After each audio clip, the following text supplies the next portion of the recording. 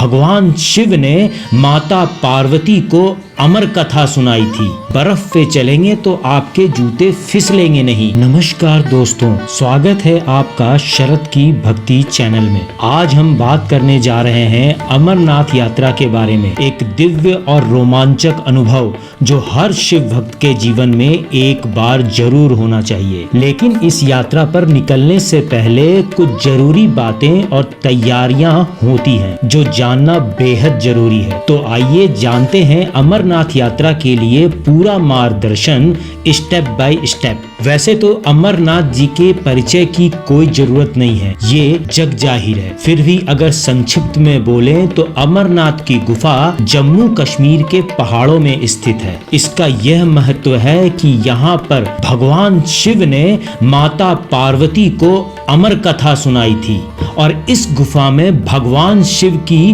प्रतिमा प्राकृतिक रूप से हिमलिंग के रूप में बनता है, जिसके दर्शन के लिए हर शिव भक्त ललाहित रहते हैं। तो अमरनाथ की यात्रा स्टार्ट करने से पहले कुछ जरूरी कागजात और पंजीकरण कराना होता है, जिसमें कि यात्रा करने से पहले यात्रा का रजिस्ट्रेशन कराना होता है, जिस रजिस्ट्रेशन को आप ऑनलाइन और ऑफलाइन दोनों ही माध्यम से करा सकते हैं। इसके लिए जो जरूरी डॉक्यूमेंट्स लगते हैं वो होता है आधार कार्ड या एक आईडी प्रूफ, मेडिकल सर्टिफिकेट, साथ में 5 से 6 पासपोर्ट साइज के फोटो।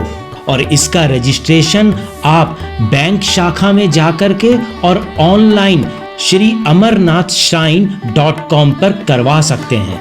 पंजीकरण का प्रोसेस पूरा होने के बाद अमरनाथ यात्रा करने के 2 मार्ग हैं। पहला रूट है पहलगांव रूट, जो कि पारंपरिक और लंबा रूट है, जिसकी यात्रा लगभग 46 किलोमीटर है।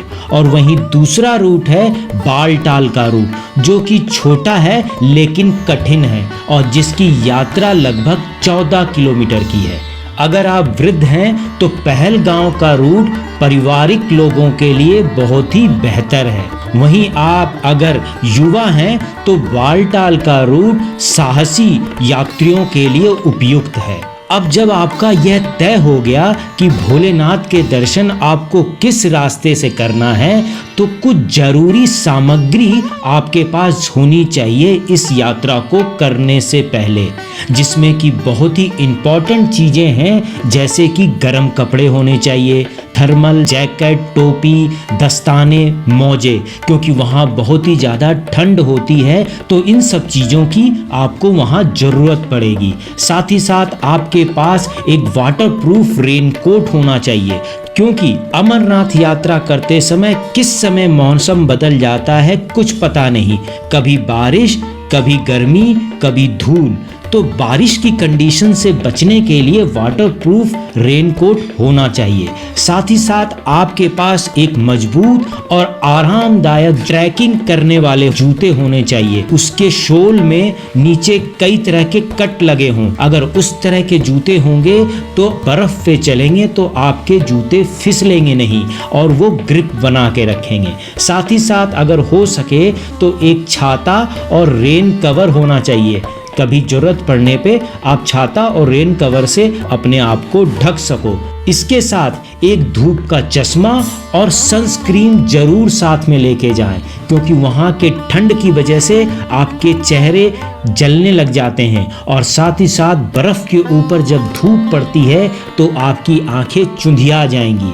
तो इस कंडीशन में आपको एक धूप का चश्मा भी रखना बहुत जरूरी है। अगर यात्रा करते समय कहीं रात हो जाए और अंधेरा आ जाए तो उस कंडीशन में आपके पास एक टॉर्च होना चाहिए, साथ ही साथ एक पावर बैंक होना चाहिए, ताकि आप अपने मोबाइल को चार्ज करते रहें। प्राथमिक उपचार के लिए आपके पास बैंडेज, बुखार की दवाइयाँ और साथ में चोट लगने पर दर्द को मिटाने वाले लोशन भी होने चाहिए। आप अगर खाने पीने की बात करें तो रास्ते में जाते वक्त कई तरह के भगवान भोलेनाथ के प्रसाद बहुत सारे लंगरों में वितरित होते रहते हैं, तो वो तो आप खा ही सकते हैं, मगर रास्ते में जहाँ कहीं लंगर ना मिले तो उसके लिए कुछ आप dry fruits, chocolate, glucose, energy bar वगैरह साथ में ले सकते हैं। साथ ही साथ अपने साथ हमेशा एक पानी का बोतल रखें और अगर हो सके तो थर्मस रखें जिसमें कि गर्म पानी या चाय हो। इन सभी चीज़ों के साथ साथ वहाँ ठंड बहुत होती है तो उसके लिए स्लीपिंग बैग या कंबल होना बहुत ज़रूरी है। हो सके तो आप इनको ले जा सकते हैं। और अगर धार्मिक सामग्री की बात करें तो हो सके तो आप रुद्राक्ष की माला ले जाएं ताकि आप जाप कर सकें।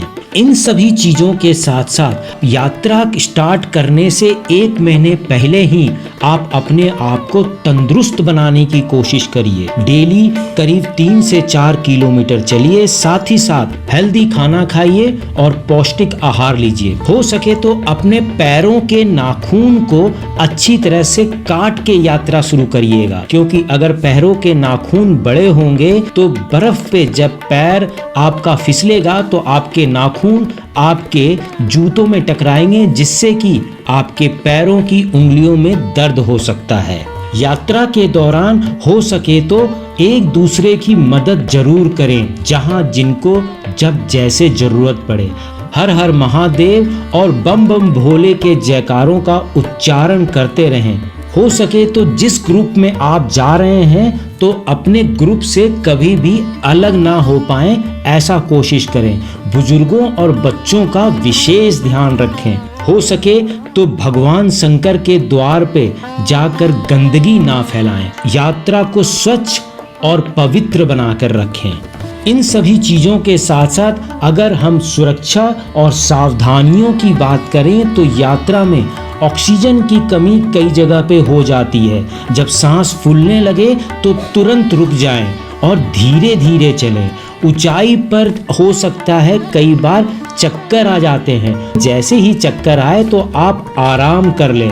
अधिक से अधिक कोशिश करें कि यह यात्रा अकेले कभी ना करें और सरकार द्वारा बताई गई निर्देशों का पूर्णतः पालन करें। अमरनाथ यात्रा केवल एक तीर्थ नहीं बल्कि आत्मा की यात्रा है। हर बर्फ के कण में शिव का दर्शन है और हर कदम पर भक्ति का एहसास है। यदि आप इस बार अमरनाथ यात्रा पर जा रहे हैं तो हमारी शुभकामनाएं आपके साथ हैं। बोलो बम बम भोले, हर हर महादेव। अगर यह वीडियो आपको उपयोगी लग रहा हो तो इसे लाइक करें, शेयर करें उन सभी भक्तों के साथ जो इस यात्रा पर जा रहे हैं, और शरद की भक्ति चैनल को सब्सक्राइब करना ना भूलें। जय भोलेनाथ।